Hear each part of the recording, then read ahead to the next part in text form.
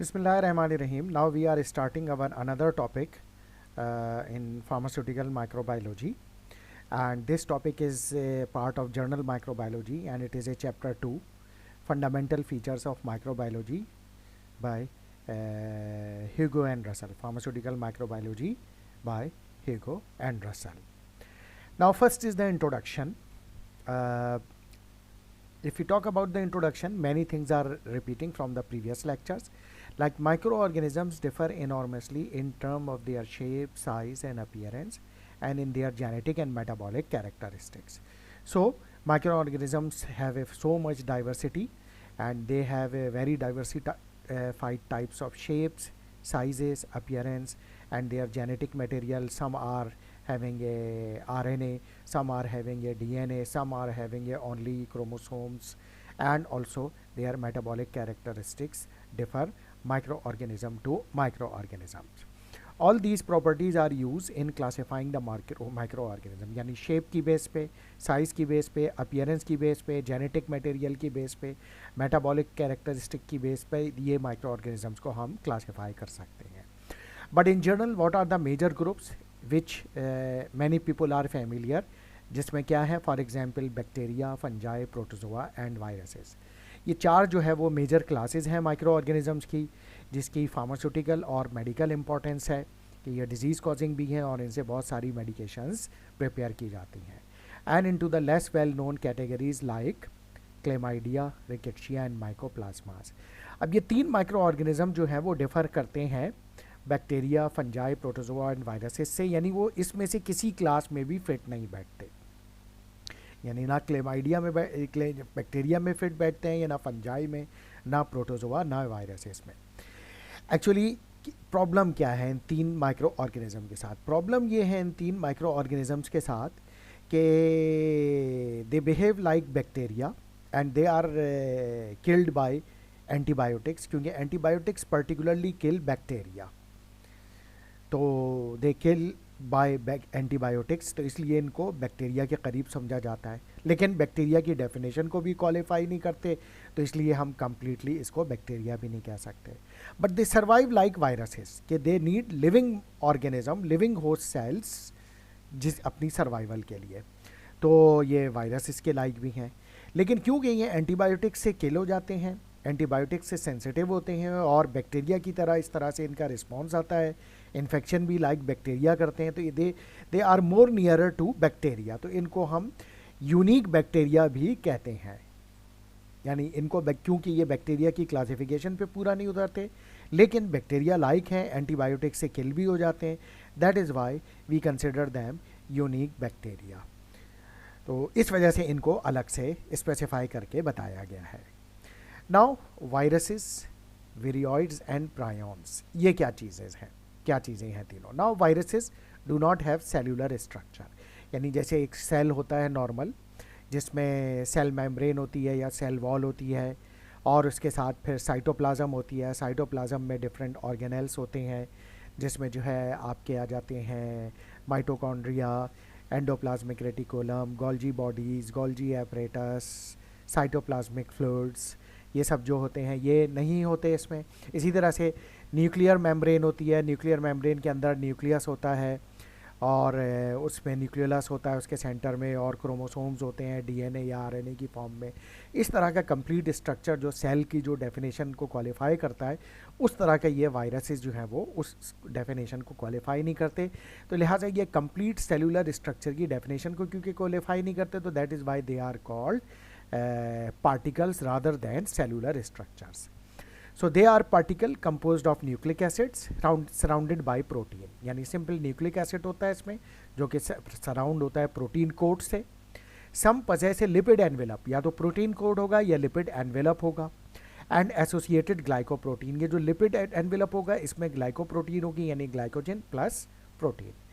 But recognizable chromosomes, यानी center में chromosomes होंगे. Cytoplasm and cell membrane are absent, यानी जैसे मैंने बताया है कि ये क्योंकि कंप्लीट सेल की डेफिनेशन को क्वालिफाई नहीं करते, तो इनके अंदर साइटोप्लाज्म और सेल मेम्ब्रेन नहीं होती. Viruses are incapable of independent replication as they do not contain the enzyme necessary to copy their own nucleic acids. As a consequence, all viruses are intracellular parasites and are reproduced using the metabolic capabilities of the host cells. अब इस point का मतलब ये है कि as an individual ये जो viruses होते हैं ये रेप्लिकेट नहीं कर सकते। मीन्स कि किसी सरफेस पर मौजूद हैं तो ये मल्टीप्लाई या रेप्लिकेट नहीं हो सकते। क्यों नहीं हो सकते? Because they do not have replicating enzyme. Like host cells में, जैसे हमारी बॉडी में, ह्यूमन बॉडी में रेप्लिकेटिंग एंजाइम होते हैं, like DNA polymerase, DNA gyrase, topoisomerase enzyme और डिफरेंट एंजाइम जो कि रेप्लिकेशन, सेल की रेप्लिकेशन के लिए और डीएनए की रेप्लिकेशन के लिए चाहिए होते हैं, वो एंजाइम इसमें वायरसेस में नहीं होते। तो इसी वजह से ये क्या करते हैं कि ये होस्ट सेल के अंदर चले जाते हैं, इंट्रासेल्यूलर पैरासाइट, इसी वजह से इनको कहा जाता है। तो होस्ट सेल के अंदर चले जाते हैं और होस्ट सेल के जो एंजाइम होते हैं इसको यूटिलाइज करके ये रिप्रोड्यूस या रेप्लिकेट होते हैं, और इस तरह से ये होस्ट सेल का जो सिस्टम है उसको हाईजैक कर लेते हैं। यानी अब वो होस्ट सेल एनिमल सेल भी हो सकता है, प्लांट सेल भी हो सकता है और ह्यूमन सेल भी हो सकता है। तो इस तरह से जो है ये अपने आप को रेप्लिकेट करते हैं, यानी डिवाइड करते हैं और मल्टीप्लाई करते हैं। Now a great deal of variation is observed in shape. Viruses की शेप की बात की जाए तो इसमें बहुत सारी वेरिएशन है। हेलिकल शेप भी होते हैं, लीनियर शेप भी होते हैं, स्फेरिकल शेप भी होते हैं। साइज़ की बात की जाए तो 20 से 400 नैनोमीटर के दरमियान। And nucleic acid composition single और double standard, linear, circular, RNA या डीएनए। या तो आरएनए वायरस होते हैं या डीएनए वायरसेस होते हैं।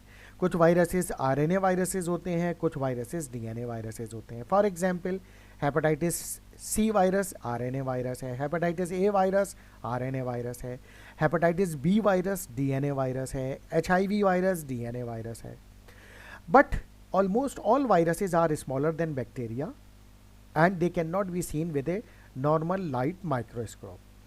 यानी इसकी क्योंकि ये स्मॉलर इन साइज़ होते हैं कंपेयर टू बैक्टीरिया, ही नहीं बैक्टीरिया से बहुत ज़्यादा छोटे होते हैं, तो इस वजह से नॉर्मल लाइट माइक्रोस्कोप से ये नहीं देखे जा सकते। आमतौर पे जो नॉर्मल लाइट माइक्रोस्कोप होते हैं वो माइक्रोबायोलॉजी की लैब में होते हैं, जिससे हम स्लाइड प्रिपेयर करके स्टेनिंग के ज़रिए माइक्रो ऑर्गेनिज्म को अंडर माइक्रोस्कोप ऑब्जर्व करते हैं कि ये किस शेप का है, किस कलर में है, ताकि उसको पहचाना जाए कि वो ग्राम पॉजिटिव बैक्टीरिया है या ग्राम नेगेटिव बैक्टीरिया है, और उसका शेप क्या है। यानी अगर वो राउंडेड है तो कोकाई है, ओवल शेप या रॉड शेप है तो वो बेसिलाई है, चेन शेप, चेन स्ट्रक्चर में है तो स्पाइरोचेट्स हैं। तो इस तरह से हम इसको आइडेंटिफाई करते हैं। लेकिन वायरसेस क्योंकि they are very smaller compare to bacteria, तो ये इस नॉर्मल लाइट माइक्रोस्कोप से नहीं देखे जा सकते, बल्कि इसके लिए इलेक्ट्रॉन माइक्रोस्कोप की ज़रूरत पड़ती है, जिसकी मैग्नीफिकेशन ग्रेटर होती है। यानी वो हाई रेजोल्यूशन उसका लेंस होता है, जिसमें वो और ज़्यादा बिगर इन साइज़ यानी लार्ज साइज़ पे उसको देखा जाता है। तो इलेक्ट्रॉन माइक्रोस्कोप के ज़रिए हम फिर वायरसेस को ऑब्ज़र्व कर सकते हैं, मॉनिटर कर सकते हैं और देख सकते हैं कि ये वायरस कौन सा है। तो इसके लिए इलेक्ट्रॉन माइक्रोस्कोप की वायरसेस के लिए ज़रूरत पड़ेगी। नॉर्मल लाइट माइक्रोस्कोप से ये विजुअलाइज नहीं हो सकते। नाउ वायरसेस के बाद देखा जाए विरोइड्स। विरोइड्स क्या हैं? Are even simpler than viruses. Virus से भी सिंपल होते हैं। बीइंग इन्फेक्शस पार्टिकल्स, ये भी इन्फेक्शस पार्टिकल्स हैं। Comprising single standard RNA without any associated protein. Simple RNA होते हैं, कोई एसोसिएटेड प्रोटीन नहीं है। डिस्क्राइब्ड आर प्लांट पैथोजेंस, यानी इनको प्लांट पैथोजन के तौर पर डिस्क्राइब किया गया है। And so far there is no known human pathogen in this category. यानी क्योंकि ह्यूमन इंडिविजुअल में अभी तक इसकी पैथोजेनेसिटी नहीं देखी गई है, लिहाजा ये प्लांट में देखी गई है, तो इसलिए ये हमारा एरिया ऑफ डिस्कशन ज़्यादा नहीं होगा इस पर। तो विरोइड्स के बाद हम आते हैं प्रायॉन्स पे। Prions are unique as infectious agents. Prions जो है वो भी इन्फेक्शस एजेंट्स हैं, in that they contain no nucleic acid. इसमें न्यूक्लिक एसिड नहीं है, बल्कि ये इन्फेक्शस प्रोटीन्स है। A prion is a typical form of mammalian protein, जैसे मैंने बताया इन्फेक्शन प्रोटीन है, that can interact with the normal protein molecule. Normal protein molecule के साथ ये इंटरैक्ट करते हैं। Cause it to undergo A conformational changes. उनकी कन्फॉर्मेशनल यानी उनकी 3 डायमेंशनल चेंजेस में जो स्ट्रक्चर होता है उसमें चेंजेस आते हैं। इन टर्न बिकम ए प्रायॉन, और उसके बाद ये प्रायॉन में कन्वर्ट हो जाते हैं एंड सीजेज इट्स नॉर्मल फंक्शन। यानी वो जो प्रोटीन थी मैमेलियन प्रोटीन, वो अपने नॉर्मल फंक्शन से हट जाती है और वो अब प्रायॉन यानी एबनॉर्मल प्रोटीन बन जाती है और ये इन्फेक्शन कॉज कर सकती है। अब ये कौन से इन्फेक्शन कर सकते हैं? Prions are agent responsible for transmissible spongiform encephalopathies, यानी स्पॉन्जीफॉर्म स्पंज लाइक इंसेफेलोपैथीज, यानी जो इंसेफेलोपैथी एनसेफेलॉन जो कि ब्रेन का पार्ट है उसमें पैथोलॉजी यानी डिजीज़ कॉज करते हैं, जिस डिजीज़ का नाम है क्रिट्सफेल्ड जैकब डिजीज़ और सिंपली जैकब डिजीज़ भी इसको कहा जाता है। इसको का अनदर नाम क्या है? Bovine spongiform encephalopathy. ये जो बोवाइन स्पॉन्जीफॉर्म इंसेफेलोपैथी है इसको कॉमन लैंग्वेज में मैड काउ डिजीज़ भी कहा जाता है, क्योंकि बोवाइन का मतलब काउ होता है। अब ये जो प्रायोन्स होते हैं ये, यानी इसका मतलब ये हुआ कि ऐसी काउ जिसमें ये प्रायोन्स बने हुए हैं, जिसकी बॉडी में सर्कुलेट कर रहे हैं, वो उसका मिल्क या उसकी प्रोटीन यानी उसका मीट अगर हम खाएंगे, if we eat that meat, then this prion will enter in our body and start to cause infection, और ये encephalopathy cause करेगी।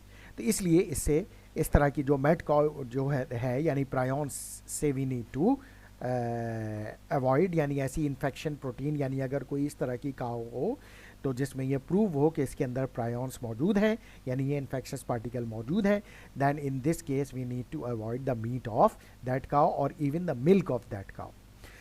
Another important thing is that prions are extremely resistant to conventional sterilizing agents like steam sterilization, gamma radiation and disinfectants। तो आसानी से ये किल भी नहीं होते, यानी ये इन्फेक्शस प्रोटीन्स आसानी से किल भी नहीं होती, तो इस लिहाज से ये बहुत ज़्यादा डेंजरस भी हैं कि ये इन्फेक्शन जो होगी वो कॉज करेंगी और आसानी से रिमूव भी नहीं होंगी। That is why it is better to have a prevention rather than cure. तो प्रिवेंशन की जाए, ऐसी प्रोटीन को अवॉइड किया जाए। नाउ ये वायरसेस के बाद कंप्लीट हो गया। अब आते हैं हम प्रोकैरियोट्स और यूकैरियोट्स क्या होते हैं। The most fundamental distinction between the various micro organism having a cellular structure, यानी उनके माइक्रो ऑर्गेनिज्म में सेल्यूलर स्ट्रक्चर में जो डिफरेंसेस होते हैं उसके बारे में यहाँ पे बात की जा रही है। They are classified into two groups, the prokaryotes and the eukaryotes. Prokaryotes and eukaryotes. अब देखते हैं कि ये प्रोकैरियोट्स क्या होते हैं और यूकैरियोट्स क्या होते हैं। Prokaryotes are the bacteria and archaea. दो ऑर्गेनिज्म है प्रोकैरियोट्स में, बैक्टीरिया एंड आर्किया। आर्किया की इतनी ज़्यादा कोई फार्मास्यूटिकल या मेडिकल इंपॉर्टेंस नहीं है, इसलिए हम इसको ज़्यादा डिस्कस नहीं करेंगे। हाँ, बैक्टीरिया क्योंकि ये डिफरेंट फार्मास्यूटिकल प्रोडक्ट बनाने में इस्तेमाल होता है और ये इन्फेक्शन कॉज करता है, तो इस वजह से इसकी फार्मास्यूटिकल इंपॉर्टेंस भी है और मेडिकल इंपॉर्टेंस भी है। That is why we will discuss on bacteria in detail. इसके बरक्स अगर हम यूकैरियोट्स की बात करें तो eukaryotes are all other cellular micro organisms, यानी सेल्यूलर माइक्रो ऑर्गेनिजम्स है जिसमें फॉर एग्जांपल फंजाई भी आते हैं, प्रोटोजोआ भी आते हैं और एलजी भी आते हैं। एलजी की भी अपनी सिग्निफिकेंस है, फार्मास्यूटिकल सिग्निफिकेंस, ये भी मुख्तलिफ फार्मास्यूटिकल प्रोडक्ट्स प्रिपेयर करने के लिए में हेल्प करती है। नाउ यूकैरियोट्स पजेस ए ट्रू सेल न्यूक्लियस। यूकैरियोट्स कौन से सेल्स होते हैं या कौन से और माइक्रो ऑर्गेनिजम्स हैं जिनके अंदर एक ट्रू प्रॉपर न्यूक्लियस होता है। ट्रू प्रॉपर न्यूक्लियस का मतलब है कि न्यूक्लियर मेम्ब्रेन होगी, उसके अंदर जो होंगे क्रोमोसोम्स होंगे और उसके सेंटर में न्यूक्लियोलस होगा, तो in which the chromosomes and separated by cytoplasm by a nuclear membrane. इसके बरक्स जो प्रोकैरियोट्स हैं, the prokaryotes have no true nucleus, यानी कोई प्रॉपर उसमें न्यूक्लियस नहीं होगा, सेल मेम्ब्रेन नहीं होगी। They normally possess just a single chromosome, a single chromosome उसमें मौजूद होगा, that is not separated from other cell content by a membrane, यानी न्यूक्लियर मेम्ब्रेन उसमें एब्सेंट होगी। तो ये डिफरेंस जो होगा प्रोकैरियोट्स और यूकैरियोट्स में होगा कि यूकैरियोट्स में ट्रू सेल न्यूक्लियस होगा, प्रोकैरियोट में ट्रू सेल न्यूक्लियस नहीं होगा। ट्रू सेल न्यूक्लियस का मतलब होगा न्यूक्लियर मेम्ब्रेन है और न्यूक्लियर मेम्ब्रेन के अंदर क्रोमोसोम्स मौजूद हैं, जबकि प्रोकैरियोट्स में क्रोमोसोम तो मौजूद है लेकिन न्यूक्लियर मेम्ब्रेन नहीं है। इसके अलावा other major distinguishing features of the two groups are prokaryotes are normally haploid. Haploid means possess only one copy of the set of gene in the cell and reproduce asexually। इसके बरक्स eukaryotes क्या हैं? Eukaryotes are usually diploid, possess two copies of their genes and normally have the potential to reproduce sexually। Now bacteria and archaea, यानी जो prokaryotes हैं उस पर हम बात करते हैं। अगर हम पिछली स्लाइड पे जाएं तो ये देखें कि ये जो बैक्टीरिया हैं ये जो है क्या है, प्रोकैरियोट्स, बैक्टीरिया और आर्किया हैं। इस वजह से अब हम इन पे बात करेंगे, बैक्टीरिया और आर्किया यानी प्रोकैरियोट्स पे। Bacteria are essentially unicellular, single cell हैं, although some species arise as sheath chain of cells. They possess the properties of listed under prokaryotes mentioned in table 2.1. तो टेबल 2.1 हम बाद में देखेंगे। But like viruses and other categories of microorganisms exhibit great diversity, यानी micro organism, bacteria में भी, prokaryotes में भी बहुत ज़्यादा डाइवर्सिटी है। वो डाइवर्सिटी किस बुनियाद पर है? हैबिटेट की बुनियाद पे कि जहाँ ये ग्रो करते हैं। कोई थर्मोफाइल्स हैं यानी हाई टेम्परेचर पे ग्रो करते हैं, कोई मीज़ोफाइल हैं मॉडरेट टेम्परेचर पे ग्रो करते हैं, ठीक है। कोई जो है वो एनएरोबिक बैक्टीरिया हैं, वो इन ग्रो करते हैं इन एब्सेंस ऑफ ऑक्सीजन। कुछ एरोबिक बैक्टीरिया हैं, they must need oxygen for their growth. इसी तरीके से इनके मेटाबॉलिज्म में भी डिफरेंस होता है, पैथोजेनिसिटी की बेस पे भी डिफरेंसेस होते हैं, और कुछ और अदर कैरेक्टरिस्टिक्स हैं जो कि हम बाद में डिटेल में बैक्टीरिया जब डिस्कस करेंगे तो वहाँ पर आएंगे, जिनकी बेस पर हम इनको कह सकते हैं कि बैक्टीरिया में बहुत डाइवर्सिटी है। पैथोजेनिसिटी की बात करें तो पैथोजेनिक माइक्रो ऑर्गेनिज्म भी होते हैं, नॉन पैथोजेनिक माइक्रो ऑर्गेनिज्म भी होते हैं। नॉन पैथोजेनिक में नॉर्मल फ्लोरा है इंटेस्टाइन में, उसमें नॉर्मल फ्लोरा में बैक्टीरिया होते हैं जो कि विटामिन के बनाते हैं। Vitamin K we know it is essential for our body, क्योंकि ये ब्लड क्लॉटिंग में हेल्प आउट होता है। तो bacteria are also good for our body, तो वो नॉन पैथोजेनिक बैक्टीरिया है। The bacteria of interest in pharmacy and medicine belong to the group known as eubacteria. तो इनको हम वो जो जिनके बैक्टीरिया ऑफ इंटरेस्ट जिसकी फार्मेसी और मेडिसिन में इंपॉर्टेंस है उनको यो बैक्टीरिया कहते हैं। इसके बरक्स जो अदर सब डिवीजन है प्रोकैरियोट की, द आर्किया, हैव लिटिल और नो फार्मास्यूटिकल इंपॉर्टेंस। क्यों लिटिल और नो फार्मास्यूटिकल इंपॉर्टेंस? क्यों? क्योंकि largely comprise organisms capable of living in extreme environments, for example high temperatures, extreme salinity और pH यानी like saline water, like समंदर का खारा पानी, और organisms exhibiting specialized mode of metabolism, for example by deriving energy from sulfur और iron oxidation और production of methane। तो ये डिफरेंट मेथोडोलॉजी से जो है ये अपनी एनर्जी हासिल करते हैं, तो इस वजह से जो है इनकी फार्मास्यूटिकल इंपॉर्टेंस भी नहीं है और अभी तक इनसे कोई ख़ास बेनिफिट नहीं देखा गया है। Now table 2.1 distinguishing features of prokaryotes and eukaryotes. Now अब अगर हम इस टेबल को देखें तो इसमें कैरेक्टरिस्टिक है यूकैरियोट्स, प्रोकैरियोट्स की, फिर उसके बाद कैरेक्टरिस्टिक में size, location of chromosome, nuclear division, nucleus, reproduction, chromosome number, mitochondria and chloroplast, cell membrane composition, cell wall composition, ribosome, flagella, pili, fimbriae और स्टोरेज कंपाउंड्स जो कि एनर्जी के लिए ज़रूरी होते हैं, वो उनका तस्करा किया है। Size eukaryote normally greater than 10 micrometer, prokaryote 1 to 5 micrometer. Location of chromosome within a true nucleus, जबकि प्रोकैरियोट में in the cytoplasm attach to the cell membrane. Nuclear division mitosis and meiosis, eukaryote में mitosis and meiosis are absent in prokaryote. Nucleus present and absent, यानी जो बिल्कुल centre में जो chromosome होते हैं न्यूक्लियर, ये लाजिम बात है जब न्यूक्लियस ही नहीं होता प्रॉपर प्रोकैरियोट में, तो इस वजह से न्यूक्लियस एब्सेंट होता है। रिप्रोडक्शन एसेक्सुअल और sexual reproduction in eukaryote, normally asexual in prokaryote. Chromosome number greater than 1 eukaryote, 1 in prokaryote. Mitochondria and chloroplast may be present in eukaryote, absent in prokaryote. Sterol present in cell membrane of eukaryote, absent in prokaryote. Cell wall composition, cell wall usually contain cellulose और chitin, not peptidoglycan, जबकि prokaryote में peptidoglycan होता है। Ribosome की बात करें तो वो 80 सब यूनिट पर कंपोज करता है राइबोसोम, और इसमें राइबोसोम स्मॉलर होता है 70 सब यूनिट। ये सब यूनिट्स किस चीज़ के होते हैं? 80 और ये न्यूक्लियोटाइड के होते हैं।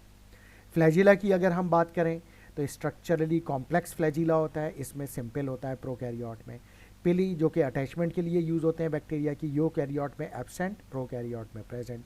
फिमरियाई सीलिया की फॉर्म में होते हैं यूकैरियोट में, present in prokaryote. Storage compound polyhydroxy butyrate absent and present in prokaryote. तो ये डिफरेंसेस जो है वो टेबल 2.1 में मेंशन किए गए। Now the eubacteria are typically rod shape bacillus, यानी अगर हमें under microscope bacteria rod shape नज़र आ रहे हैं तो वो बेसिलाए हैं। स्फेरिकल या राउंडेड हैं तो वो कोकाए हैं। कर्व और spiral cells of approximately 0.5 to 5 millimeter है, लॉन्गेस्ट डायमेंशन है, and are divided into 2 groups designated. वो किस तरह से 2 ग्रुप में है, ग्राम पॉजिटिव और ग्राम नेगेटिव माइक्रो ऑर्गेनिज्म। इसकी जो ये ग्राम पॉजिटिव और ग्राम नेगेटिव माइक्रो ऑर्गेनिज्म है ये स्टेनिंग की बेस पर है, जो कि ग्राम स्टेनिंग कहलाती है, that is developed in 1884 by a scientist known as Christian, और his name was Christian Gram. तो उसकी बेस पे जो है इसको ग्राम स्टेनिंग की बेस पर ग्राम पॉजिटिव और ग्राम नेगेटिव बैक्टीरिया क्लासिफाई किया गया है। उसके बाद आइए, although the pathogenic species are including with in this category, there are very many other bacteria that are harmless और पॉजिटिवली बेनिफिशियल।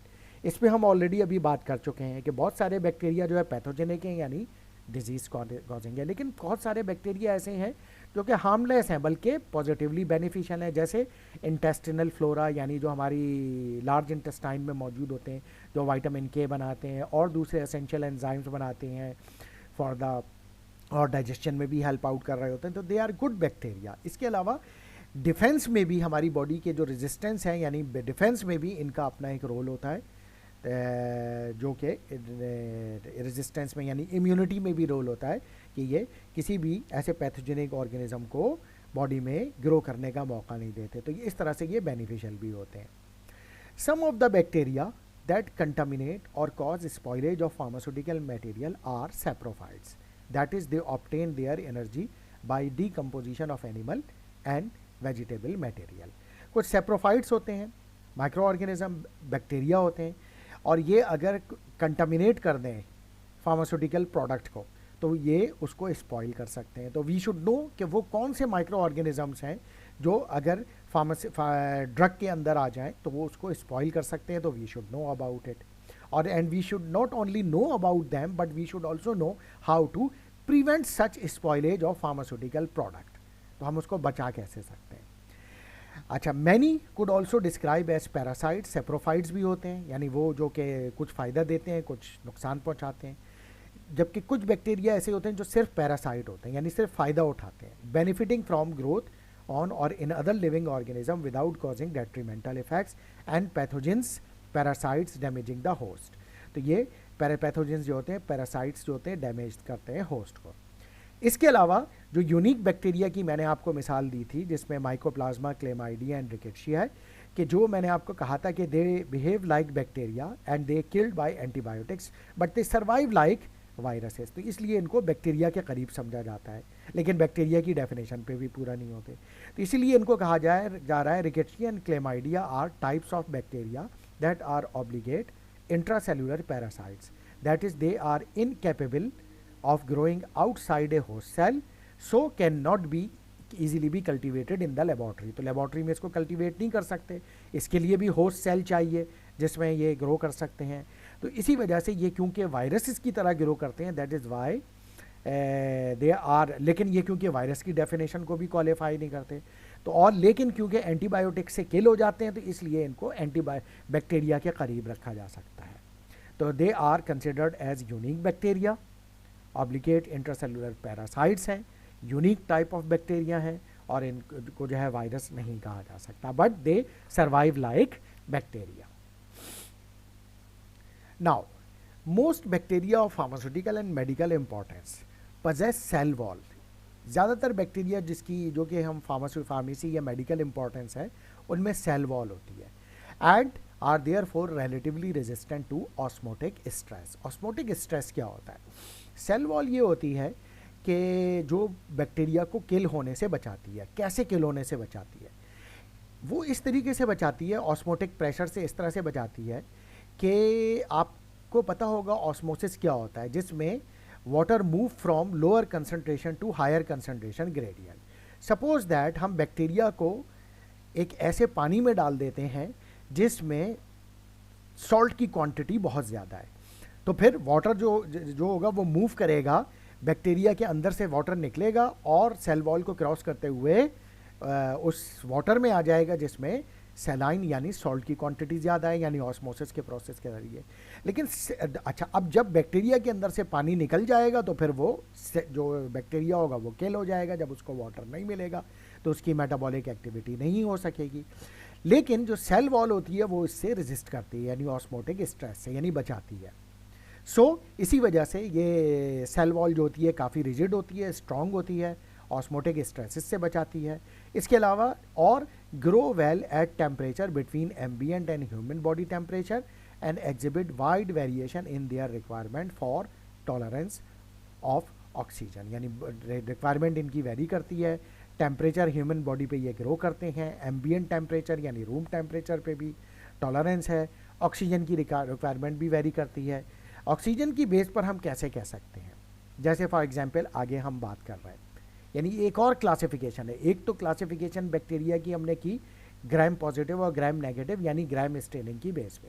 इसके अलावा हम बैक्टीरिया को ऐसे भी क्लासिफाई कर सकते हैं, स्ट्रिक्ट एनारोब्स यानी aerobic bacteria, they require atmospheric oxygen for their growth, यानी ऑक्सीजन नहीं होगी तो ये ग्रो नहीं कर सकते, ऑक्सीजन होगी तो फिर ये ग्रो करेंगे। इसके बरक्स फॉर स्ट्रिक्ट एनएरोबिक और एनएरोब्स ऑक्सीजन इज टॉक्सिक, यानी ये वो बैक्टीरिया हैं जिनके लिए ऑक्सीजन टॉक्सिक है, यानी अगर इनको ऑक्सीजन से एक्सपोज होंगे तो दे विल किल।